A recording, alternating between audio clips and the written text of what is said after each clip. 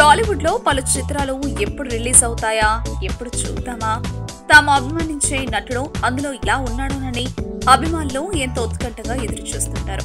కానీ పరిస్థితి మారిపోయింది. ప్రస్తుతం సినిమా రిలీజ్ కంటే ముందుగానే టీజర్, పోస్టర్స్ పై ఉత్కంఠ పెరిగిపోయింది. అందుకు అనుగుణంగా ఆయా చిత్రాల దర్శకులు, హీరోలు ఉత్కంఠను కలగజేసే విధంగా సామాజిక మాధ్యమాల్లో పోస్టులు చేస్తున్నారు. తాజాగా జూనియర్ ఎన్టీఆర్ నటిస్తున్న జై లవకుశ చిత్రంపై భారీ అంచనాలు నెలకొన్నాయి.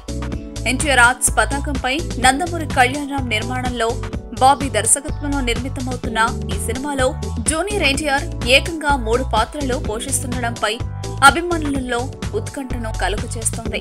ఆయన సరసన రాజీ ఖన్నా, నివేదా థామస్ లు హీరోయిన్లుగా నటిస్తున్నారు. ఇటీవలే సినిమాకు సంబంధించిన పోస్టర్ విడుదలైంది. అనంతరం కొద్ది రోజుల అనంతరం చిత్ర యూనిట్ కీలక ప్రకటన చేస్తుంది.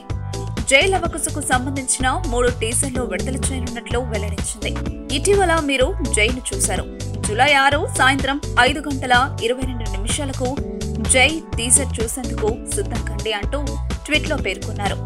గురువారం సాయంత్రం 5:22 రిలీజ్ చేయనున్న టీజర్ కోసం అభిమానులు ఉత్కంఠగా ఎదురుచూస్తున్నారు. మరి టీజర్ అభిమానులను సంతృప్తి పరుస్తుందా లేదా అనేది చూడాలి. సినిమా సూపర్ హిట్ కాకపోయినా బాగానే ఉంది. యాజ్ ఎ పూజారి జూనియర్ ఎన్టీఆర్ అంటే అల్లు అర్జున్ కొంచెం స్టైలిష్ గా ఉంటాడు. సో అలాంటి మూవీసే సెట్ అవుతాయి అనమాట. ఇలా పంతులు లాగా ఇలా సెట్ కాకుండా